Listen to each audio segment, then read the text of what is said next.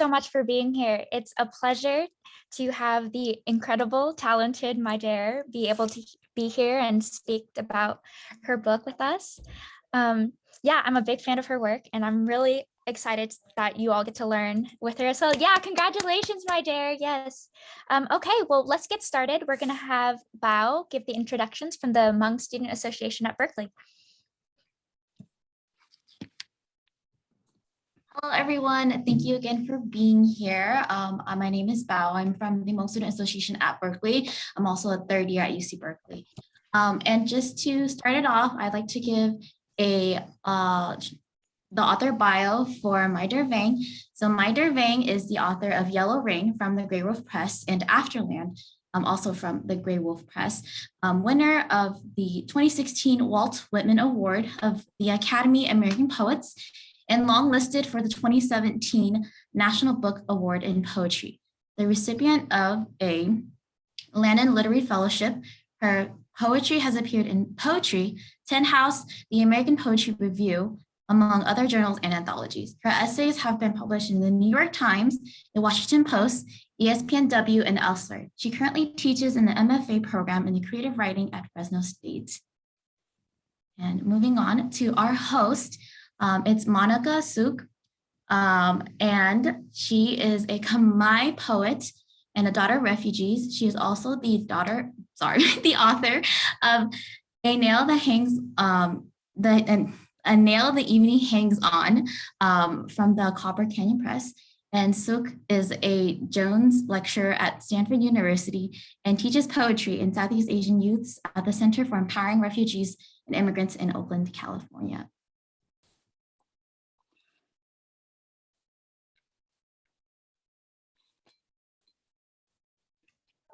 Thank you for that introduction, Bao. All right, Mai Der, shall we kick it off? Yeah, thank you so much for that, Bao. Really appreciate it. Hi, everyone. I hope you're having a good day, and thank you for taking time out of your Sunday to be with us today. It's great to see you all here. There are many familiar names and faces that looking out into the screen, and I can see you all. Thanks for being here to support my new book. So to start, I'd like to acknowledge the indigenous lands of the Yokuts and Mono here in Fresno, California, where I live and work, and also where I wrote the bulk of my book, Yellow Rain, and I pay my respects to the elders and ancestors, both past, present, and emerging. I'm also very grateful to be Janie and Cheryl at Eastwind Books Multicultural Services, the Asian Pacific American Student Development at UC Berkeley, Asian American and Asian Diaspora Studies Program at UC Berkeley, the Hmong Student Association at Berkeley, the Civic Arts Grant from the City of Berkeley, and Monica Sok, my dear friend, who will join me in conversation this afternoon. So I just want to start off by saying that it means a lot to me that Eastwind Books of Berkeley is hosting. Funny enough, as an undergrad student many years ago at Berkeley, I bought the book, this book, Bamboo Among the Oaks, there at Eastwind when it first came out in 2002. So that just tells you how long ago that was. And for those who are unfamiliar, this book is perhaps the first known collection and assemblage of work by Hmong American writers, and was edited by the visionary Mai Der Vang. And so it's so meaningful for me that decades later, Eastwind would be hosting a reading for me, a Hmong American poet. So I'm just going to take some water. So I'm here today to talk to you all about Yellow Rain. And you may have heard about it, or you may know a bit about it, you may know nothing about it. When Hmong refugees were fleeing Laos, when they were escaping for their lives through the forests following the secret war and the US withdrawal from Vietnam, they reported that there was a mysterious substance falling from airplanes that made them sick. And many people died from it, and they told this to the refugee camp workers and doctors who had no idea what to make of this mysterious substance that was being reported by a lot of Hmong refugees. And so the first poem I want to read for you all today is actually the first poem from the book. And it's a poem that tries to prepare the reader for what's to come. Guide for the channeling. Toward a worn legacy of rain, I have been lost down every jungle path, adrift and senseless to split open a cascade of knowing. I have tried with all my limber to keen a credo of justice, shelter those who solace inside graves. I have been boiled in my bladed search, opening with questions of a deserted pain to end with a cemented breath shattered into silk. This is where I am taking you, into a discarded vista blowing forth a silent blaze. Here in sunk villages of the disregarded, here where even the dirt of the land cannot muster against the threat of air. Biomedical, vegetation, munitions unfound, every footprint incarnate. Where highlands tangle their echoes to the ground, a place no matter how remote will always be too near and too much a reminder of an expired war. Refugees not called as people, only to be called the outcome of an event. We are venturing into swell beyond swelling of paperwork and protocol, slips of memo and routing cable and classified meeting. Here's the talk. Biological weapon, yellow spots, apiary blame for decades to wane and cold filed. Believe me, as a torch of this wandering, that I have been digging within the origins of redaction. Believe where I am sending you. I have been shoveling upside down, and now my eyes stagger, my hands ache, my legs becoming hunter, my back a raging shadow. I have been gardening myself into this remembrance. Okay, so, so as time went on and more people began to talk about this yellow rain or this Khmer as it was referred to by some Hmong, the US government began to take interest. And they conducted what would become a very confusing 8-year investigation into yellow rain. And it wasn't just the US government, but other governments around the world also took an interest. And the big question really was, if this was a biological weapon, then who was the perpetrator? And you have to also remember that all of this was happening during the Cold War when the US was at political odds with the Soviet Union. And also there were certain treaties in place to prevent the use and the proliferation of weapons. And these treaties included such agreements such as the Biological Weapons Convention. So the point of the investigation was to figure out who was to blame, right? And in the case of the US government, the finger was pointed at the Soviet Union, who had been accused of providing yellow rain to the communists in Southeast Asia, who then would use it against the Hmong people. So the allegation went. And one of the key components of the investigation were the thousands of blood and vegetation samples that were provided by Hmong refugees. What's really sad about that is that even though these samples were given in the hope of being able to find out what yellow rain was, it was almost futile because once the samples were shipped to laboratories in the United States, they had already begun to degrade. And so by the time they got into the laboratory, it was very hard to even tell, to use it in that setting, to test it properly. There were also many instances of cracked vials or poor packaging or packages getting lost in transit. And so the logistical barriers to the investigation was something that when I was doing the research, I came across. And that was only because I had read a dissertation by Dr. Rebecca Katz, who makes the argument that it's very likely that some kind of toxin was inflicted on the Hmong people. So that gets me to my next poem here that I want to read for all of you. And this is a poem that examines the giving of these blood samples by Hmong refugees. And it's actually a poem that I want to screen share for all of you. So give me just a second here to get it up. All right. I hope you can all see that the poem is on my screen here, Blood Cooperation. And And you can see in the background as a watermark are these like little labels that were placed onto a lot of the vials. And so I used that as the background to this poem. Blood cooperation. Upset that they have learned nothing about the results of blood samples which they have provided. In their culture, Hmong traditionally hold that the body is unable to replace blood it has lost. Cable from the US Embassy, Bangkok, to the Secretary of State, October 28, 1983. Are not optimistic at this point that the Hmong community will cooperate on a large enough scale to satisfy our scientific requirements. Cable from the US Embassy to the Defense Intelligence Agency, April 19, 1984. You've already scorned our hillsides, stripped into the ecology of our songs, and now you beg for our blood. Beseech us down to bruising kernel with no valley to reclaim our roofs, no origin of iron to bloom our vascular spool. As you draw out notions to be satiated at the supper waiting inside your scope, leave us in a state of daze, leave us in a daze to wander these camps in a state of vague withholding. This is our state of frozen knowing, the taking that happens in spite of all you've already spent.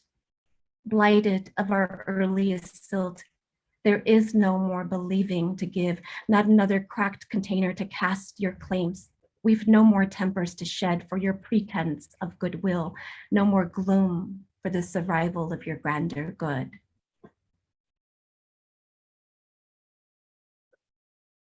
I'll stop share there.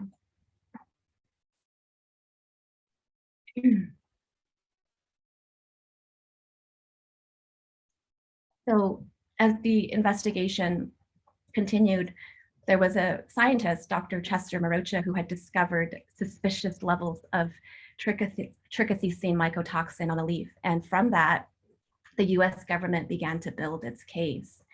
And in many ways, the government wanted to be able to argue that yellow rain was a biological weapon and that the Soviet Union was culpable.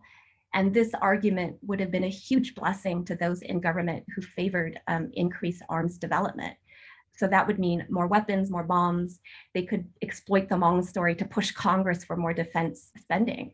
So in other words, it was like, look what the Soviets are doing to these poor Hmong. We have to respond by building up our own arsenal in defense against the Soviets.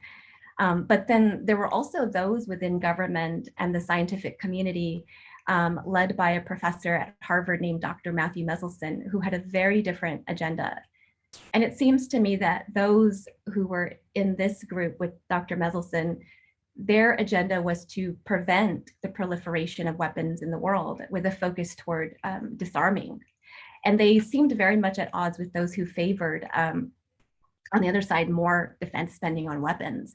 And so Dr. Meselson proposed that what had been thought of as a biological weapon, this yellow rain thing that the Hmong people were talking about, was actually just the fecal matter of bees defecating in large swarms. In other words, they said it was just bee shit, and that Hmong people just didn't know any better. And so their concern was that if yellow rain was really a biological weapon, then it could escalate political tensions around the world. So in order to prevent further conflict, it was just more convenient, it seemed, to say that Hmong people had lied, and even if Hmong people were really dying from it. That's my thinking on it, and that's the thinking of some people who have written about this topic. And while I guess in the end, what's really important to note is that while the two sides of government bickered, right, between their own politics and their own agenda, stuck in the middle then were the Hmong people, and it's as if in the end no one really cared what would happen to the Hmong. And so in this next poem that I want to read for all of you, it's a poem where the speaker seeks alliance with the bees because the speaker knows that the bees are innocent.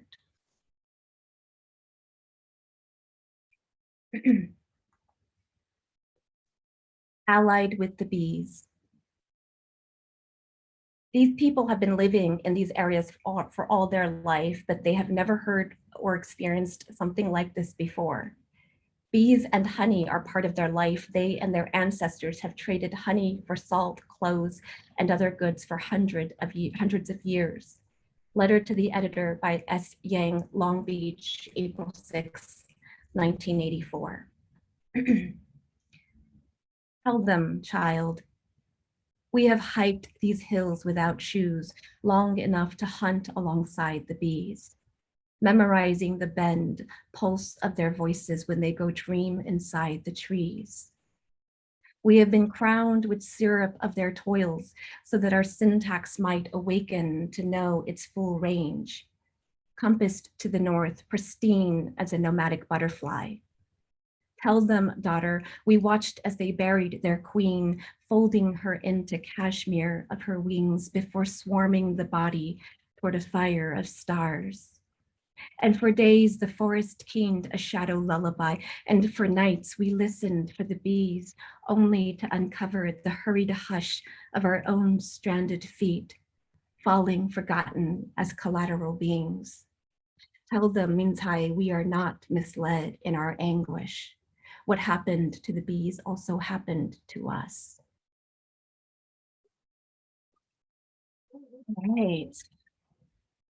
So I want to just share one more poem from the book with all of you. I hope you are all hearing me okay, the connection and all, if it's coming through all right. So I started doing the research on this book almost a decade ago, almost 10 years. And most of that consisted of digging through archival material, declassified documents, and all kinds of government reports. And for me, I think that this book is my attempt to remember what's happened, to resurrect the investigation, to shed more light on it, to create a counter narrative, and to offer a public and poetic reckoning of its aftermath. So my last poem here goes back to the war, and it goes back to the financial cost of war, and it goes back to the US bidding of Hmong men to do its work of war, the US using of Hmong men to do its work of war. So I'm going to go ahead and share screen with all of you on this last poem.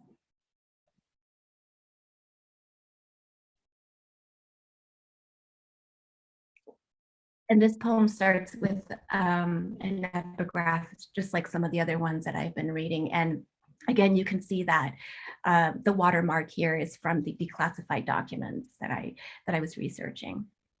Subject ROI. US operations in Laos, the total cost was less than $500 million per year, including AID, MASF, and the bombing. In all this, we were not losing a single American, and we were killing over 30 North Vietnamese a day. $500 million was what one US division cost us in South Vietnam. In Laos, the same sum enabled us to tie down 2 North Vietnamese divisions, numerous Binh Tram, plus many trucks and anti-aircraft artillery sites. We were getting a bigger bang for a buck in Laos than anywhere else. Memorandum of Conversation, Ambassador Godley's comments to Kissinger on developments in Laos, July 23rd, 1970. In the name of convenience, haggle-free exploits into martyred hills, of pawning continents as often as highway vintage, in honor of dishonest bargains, quality perspiration delivered for free, in lieu of a more expensive heartbeat, in lieu of 2 elbows for 5 fires, hollow lineage for erasure, in lieu of one populace borrowed by the other to be fed generic pennies and a currency of grain. In duty of as much for as little as bundled together NGOs with the bombing for less than $500 million for Laos and her kingdom. In all this, not a single American. In all this, vote of the unfertile harvest. In all this, incisions to the land by a slaughterer of plants. In all this, in lieu of US lives, honor of perjury, pitted words, in recognition of breached neutrality, in face of contrary ethics by way of proxy boots, a Hmong life. In lieu of a US life, a Hmong life. But if not for a cheap need to scheme toward peace, if not for the looted work of men in limbo, if such war had not come to pass, We'd have no fret for speckled leaves, no fuss to be a face in your court of bees, nor dumped as falsehoods under your perverted reckoning.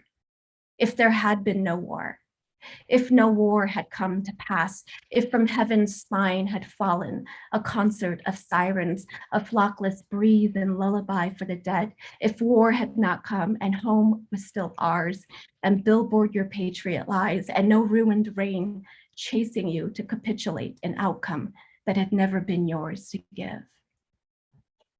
Thank you all so very much for again being here and sharing in these poems with me this afternoon.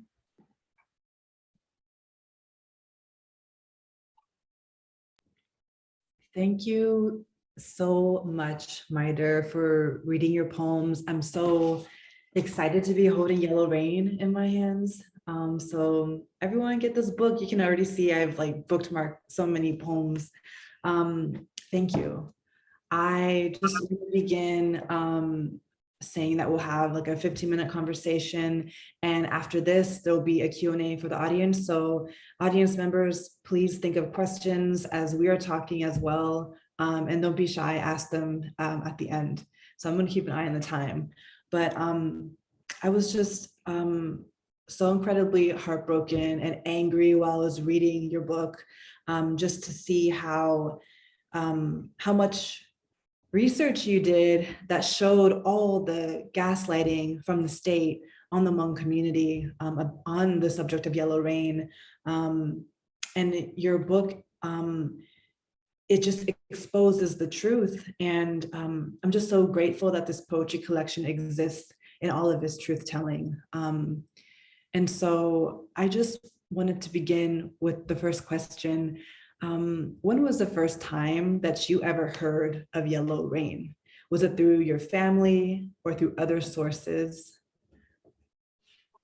Yeah, well, it's great. First of all, it's great to be here with you in conversation, Monica, and thank you for your engagement with the work and thinking about it. And I would say that for me, like growing up, my parents, I mean, you know, they weren't like explicit in sitting me down and telling me about the war and saying, this is what happened, this is why we're here, this is what refugees are.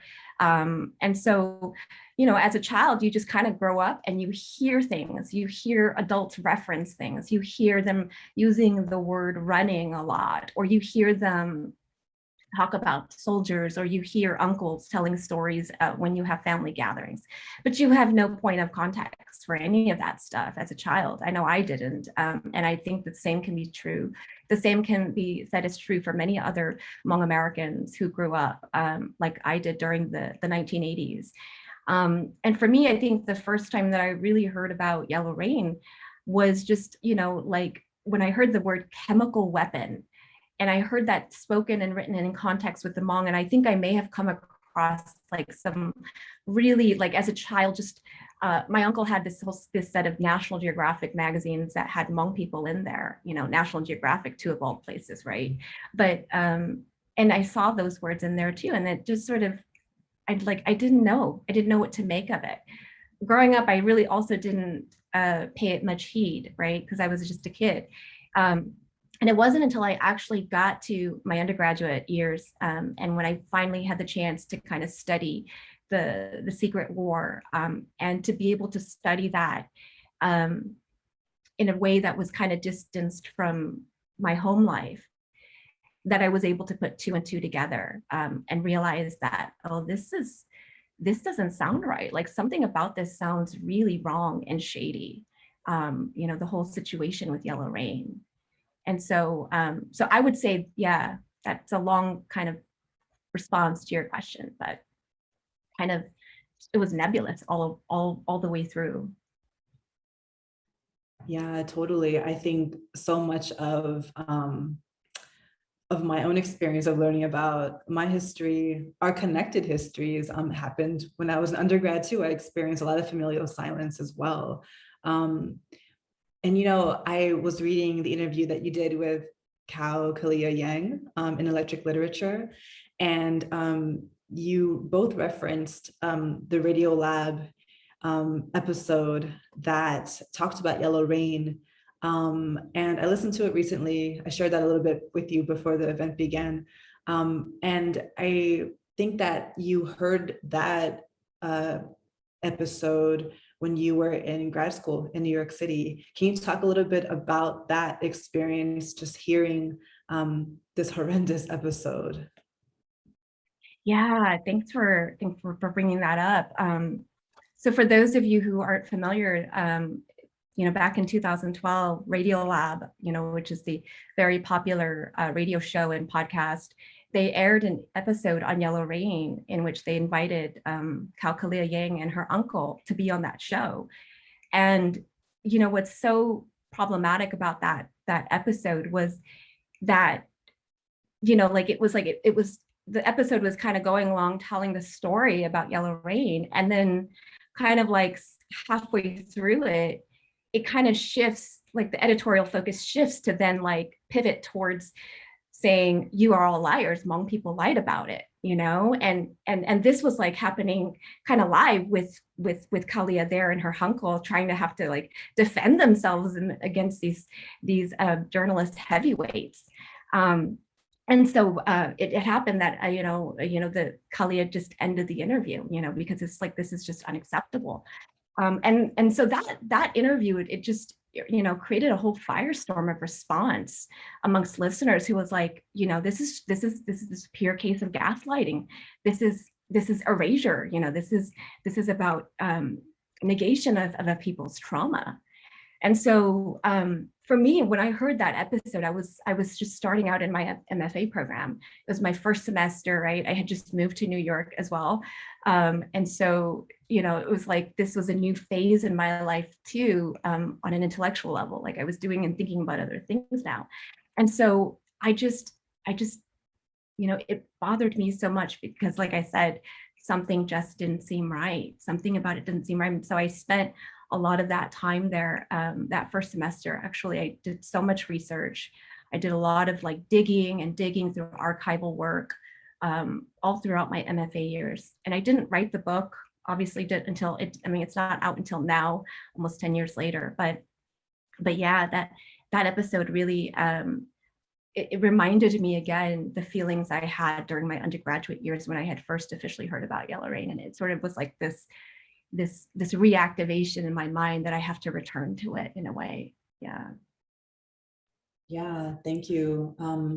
You mentioned that you spent 10 years researching, spending almost time. 10 years. It's almost going to be 10 years. I mean, that is huge. Yeah. We can round it up to 10 years, but really it's like your whole life was also preparing to write this book too. Like it's there in the background, through all of the different silences that you experienced growing up too. So as I was reading your book, I was excited to see all these different visuals that showed like watermarks of these declassified documents, for example. And I just want to hold the book up a little bit just so people can see like something like just an example. I really appreciated that because as I was reading the book, I just felt like I was able to see all of the archival research that you did. Like I was swimming through all these papers with you, all of this information with you. So what was it like for you to visually create the research on the page? Yeah, I was, when I was first thinking about whether or not to include the visuals at all, I was thinking, well, okay, is this going to be too much for my reader? Am I going to just inundate them with all kinds of language and then now these visuals? But I think that in order to offer to my reader the full experience of what I encountered, and like you said, to have the reader swim alongside with me, then I had to include some aspect of visuals, whether it was through the watermarks or whether it was through those compositional collages that are sort of included throughout the poem. And so I think the visuals are there to add another kind of, for me, they're another form of text, even if they're a visual, and in some cases, I know that like for the reader, you look at the text and then you look at the watermark and then you're seeing like you're almost kind of seeing two poems on the page potentially, you know. In some ways that can be a little distracting, and then in some ways that, you know, your eyes are drawn to one thing or the other, but it tells a kind of truth to me to offer that, right? I feel like if I had done this whole book and not included the visuals, then I would have left out the one important aspect of this work, which was the research and the archival. And it also reminds me too that, like, you know, for the Hmong people to just exist in these documents is such a shame. Like, why can't we exist in books? Why do we only exist in declassified documents? And so for me to just put those and plaster them throughout the pages was a way to try to exist as part of the book and not just in documents, right? Yeah.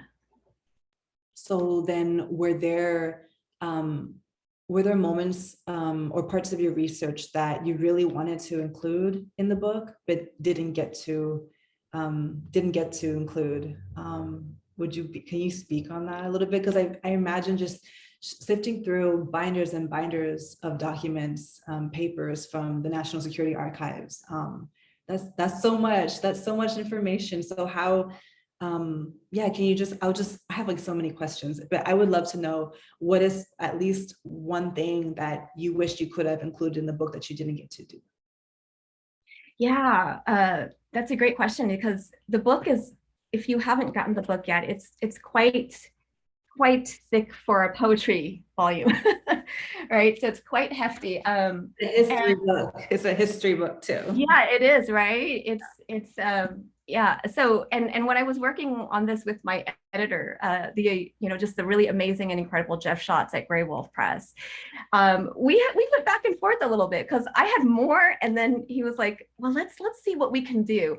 And then in the end, like I said, yeah, Jeff is right, because it's a lot. But I think that what I would have wanted to add is probably would have been sort of redundant of what could have already been there. And it's me just like feeling like I need to keep saying it again and again and again.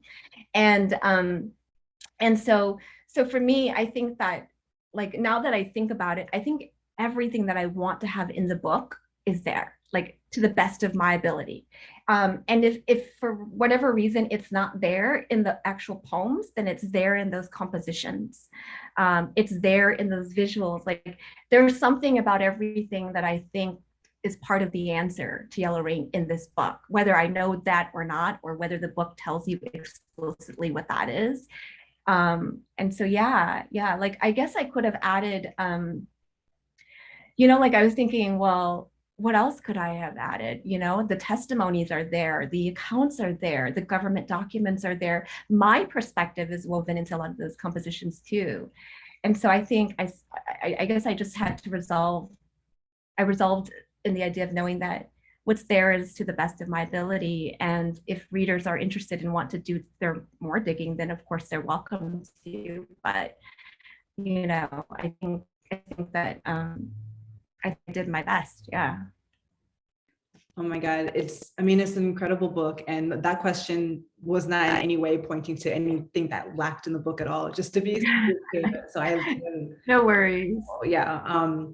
But yeah, I just, I was also, really appreciating the poems that didn't necessarily include the different sources and research. There was like a speaker present in this book that sometimes the voice acted as a balm, right, to the refugees, to those who sent in their blood samples only for those things to not be taken care of, or to not have made it, because of logistics or something. But there is a kind of voice in the book that speaks to, like, the allied bees, speaks to ancestors, speaks to the land, the redwood.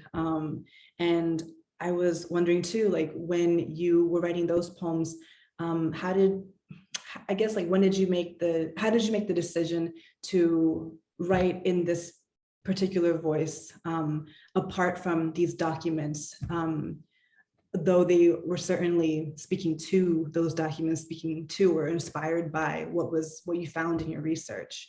Can you speak a little bit about those particular poems too? Yeah, that's just a great moment to sort of look at some of the other work too in the collection, even though the whole collection really does explore the Yellow Rain. Even the poems where I'm not drawing directly from document, I think I sort of took refuge in those poems too, you know, because those poems were a way for me to kind of step away from the documents and the archival work and just to like really meditate on the trauma that's been inflicted, and to be able to come back to who I am as a poet. You know, there's like the poet plus researcher, then there's just the poet by herself too, you know. And those moments were really, like you said, very like a balm. They were a chance to kind of step away from the heaviness of the documentation work and just be able to do what I love to do in poetry, is to write poems that I love, you know. Yeah. So there are a couple of those in there for sure. Mm-hmm. There's so many things about your poems that I love. Like I love the incantatory quality of some of your poems. Like I said, the way that your speakers talk to, you know, the land or ancestors. And I just, because I'm also a poet, I'm just so curious to know how you begin your process. When you're sitting down at the page and it's blank, what is the first thing that you reach for to get you started with writing the poem?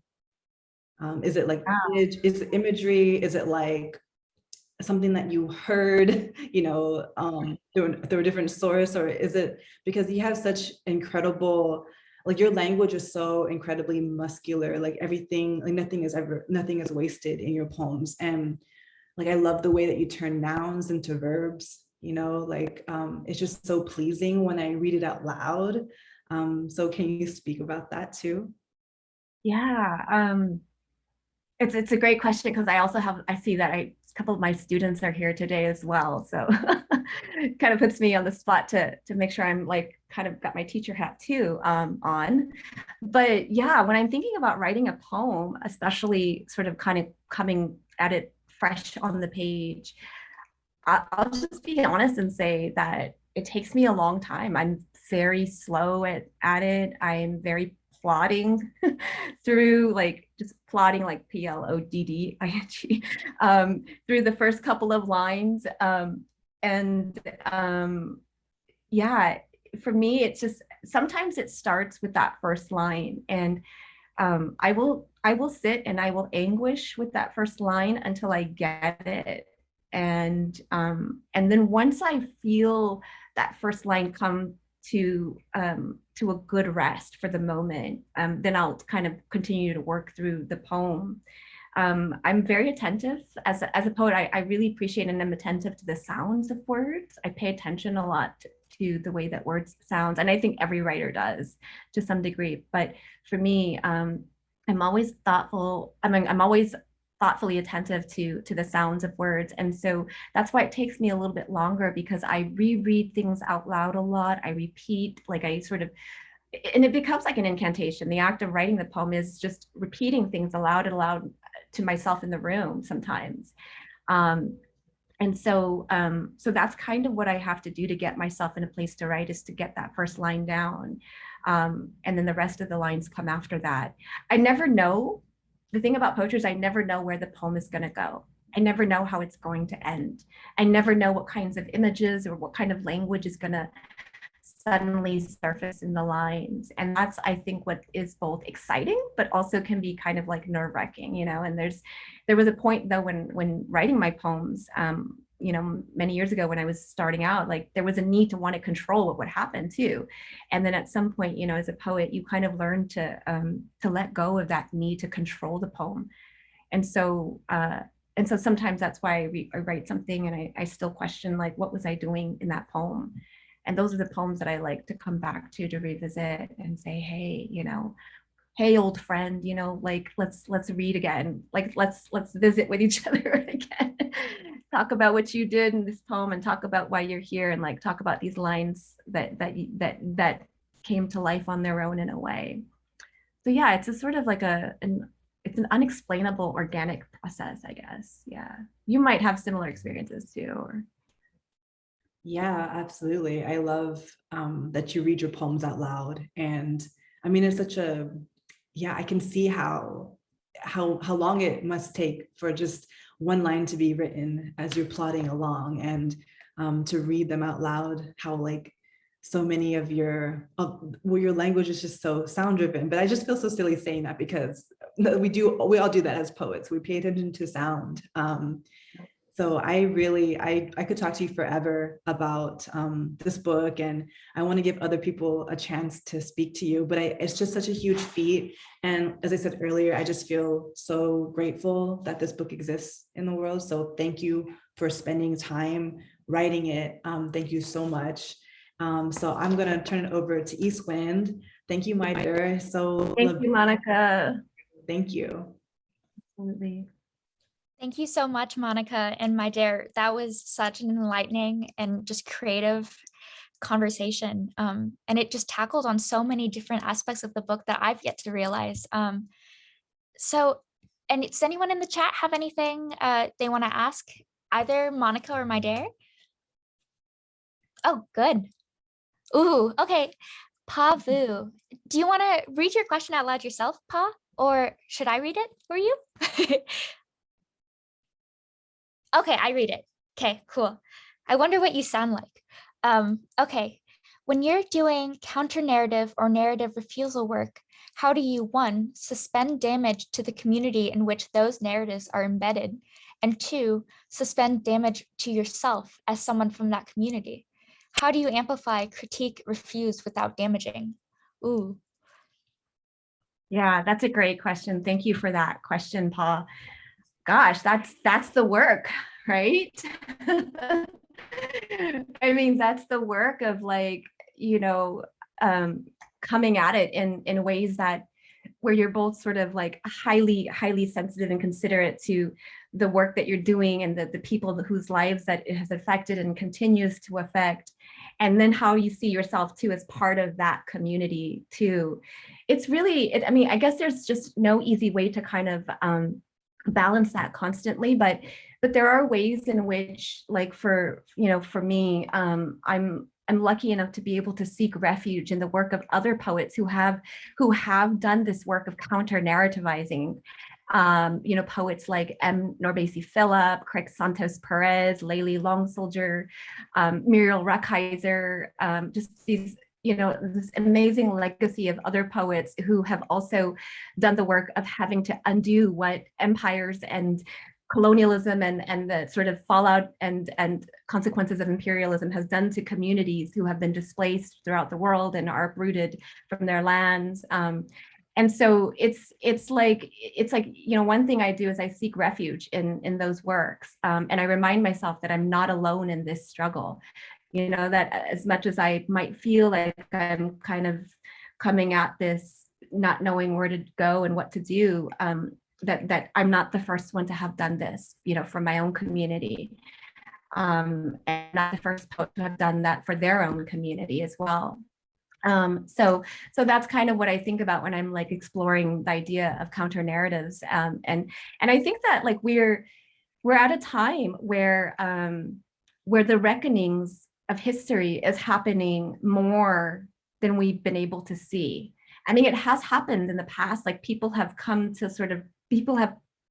brought things to light, but I feel like we're at this really important juncture of history where that just seems to be coming out more now. And I think in the case of Hmong Americans, many of which who are now, like, if you were born during the 80s, you've grown up now, right? You're like by this time, you're like maybe in your 30s, your 40s, or your late 20s, and you're at a place now where you can kind of look back on this history. Like the children of refugees have grown up, is essentially what I'm saying. And now it's time to reckon with things. Now it's time to have some, like, to have some accountability for what's happened in the past. Now it's time to really interrogate what the secret war. It's really time to sort of call to question whatever happened around Yellow Rain. And that's what we have to do. We have to willing to do, contend with these very difficult and complicated histories.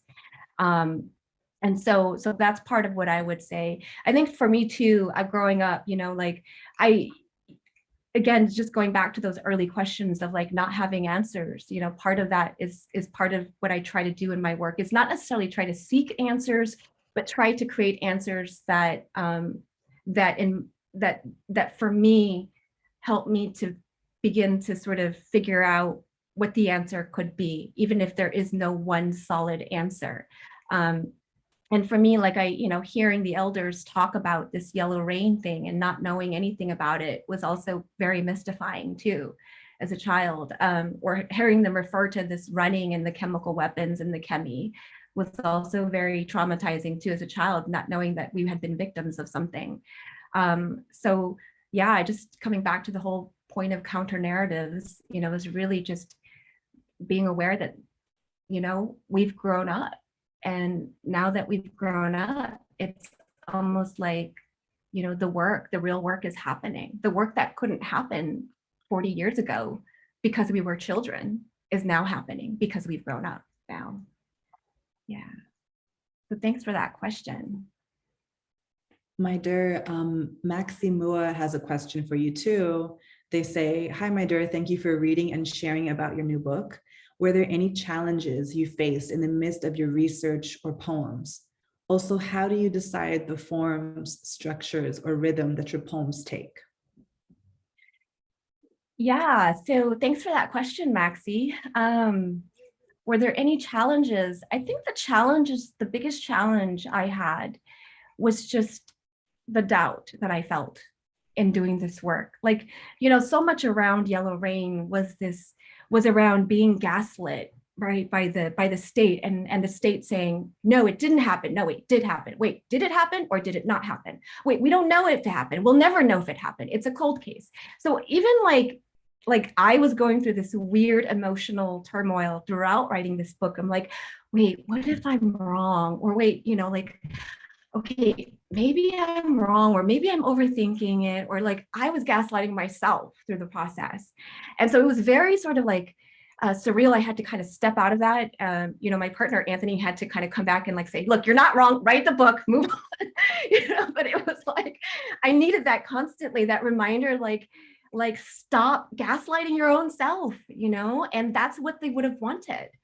And so I think that was the biggest challenge, was just having the confidence to go up against these government and institutional giants like Dr. Meselson, who's a Harvard professor who, like, who am I to like, right? But see, again, that's just what they would have wanted, right? That's what they would have wanted to have us feel and to behave like. And so for me, I think this book is just really like a big sort of yell, scream back in that direction. And so as far as like the poems and the structure and the form, like I said, I never know beforehand what kind of shape it's going to take. There's a way in which, like when I'm writing, I repeat a lot of things. I talk out loud to myself. I let the words do the work. I let the lines do the work. I sometimes will write in like a straight sort of prose paragraph form, and then I'll come back and I'll kind of clean it up. So that's one of the most practical things you can try.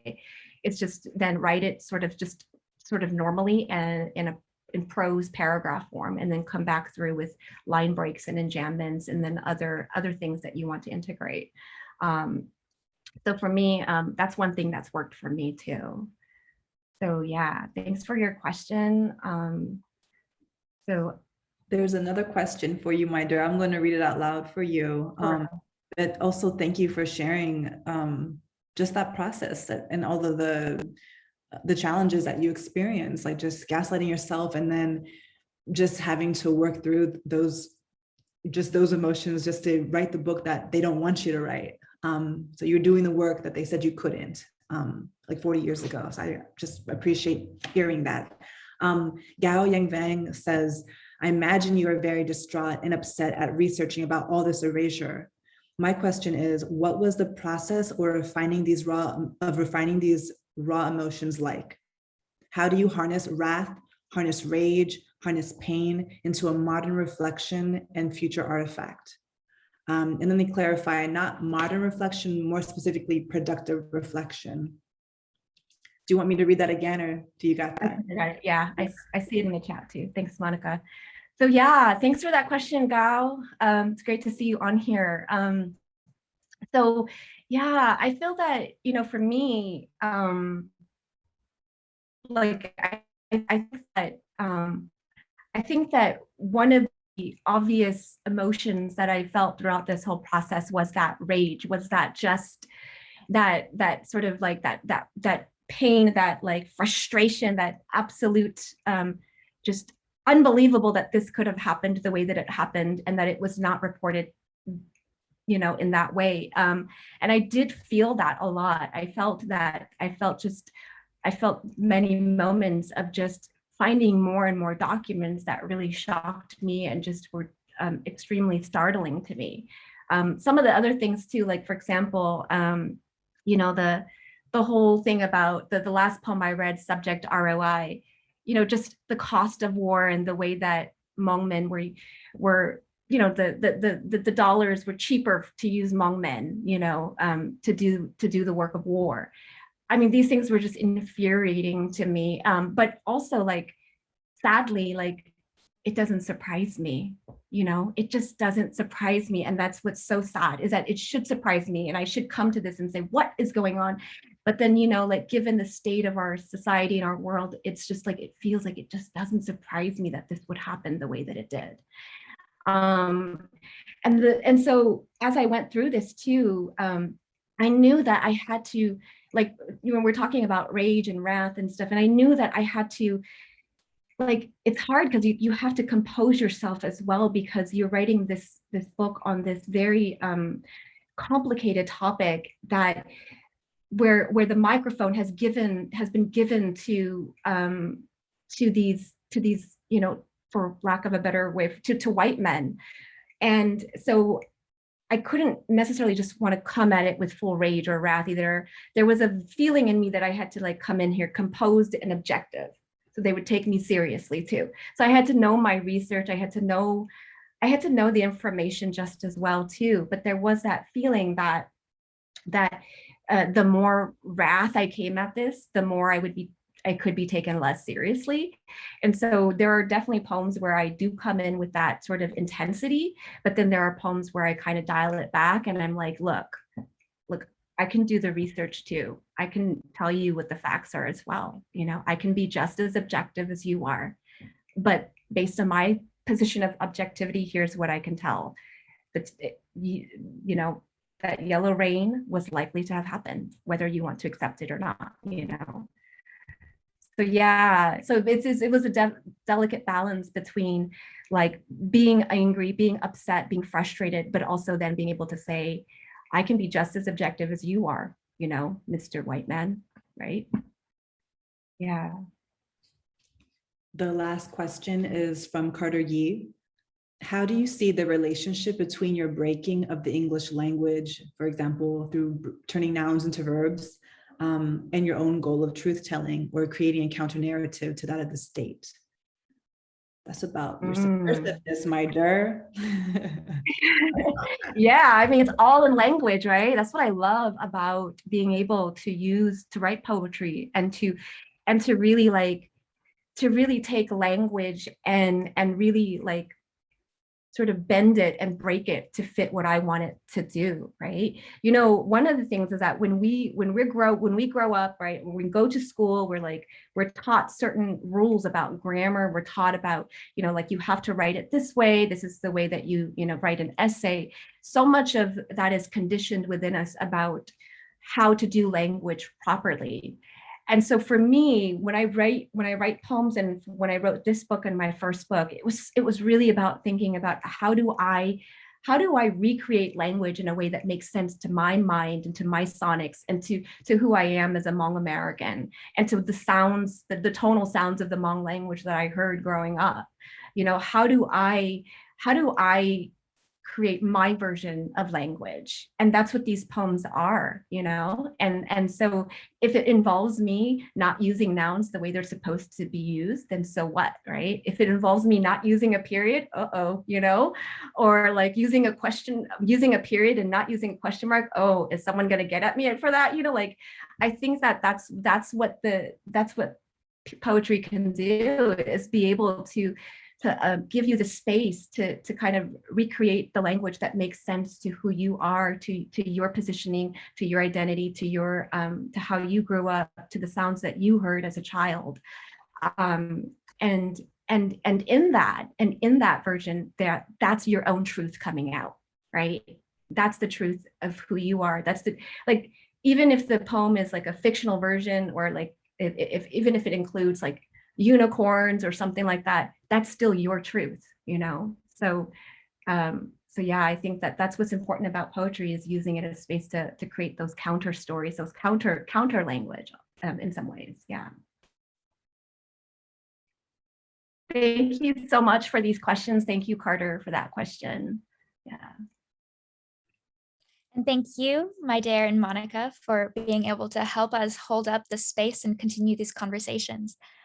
Well, okay. Well, if you guys are all interested in the genius of Monica and Mai Der, you can purchase their books at Eastwind Books, or go to our website at asiabookcenter.com. Yeah, they're both amazing poetry collections, as we all know.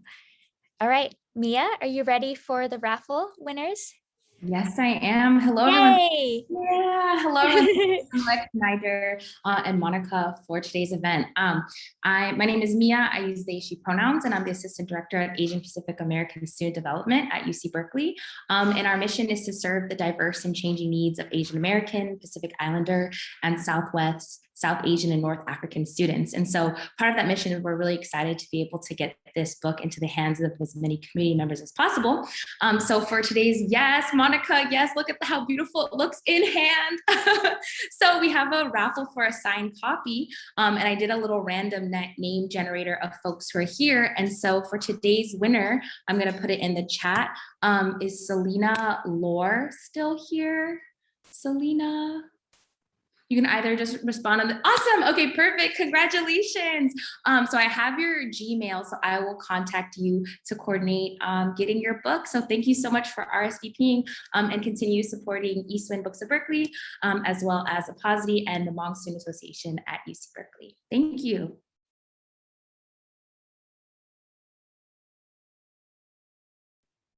And before we conclude, we'd like to thank all of our sponsors for this fantastic event. So we'd like to thank Apposity, we'd like to thank the Hmong Student Association of Berkeley, the Asian American and Asian Diaspora Studies Department at UC Berkeley, and the Berkeley City Arts Program for partly funding this program.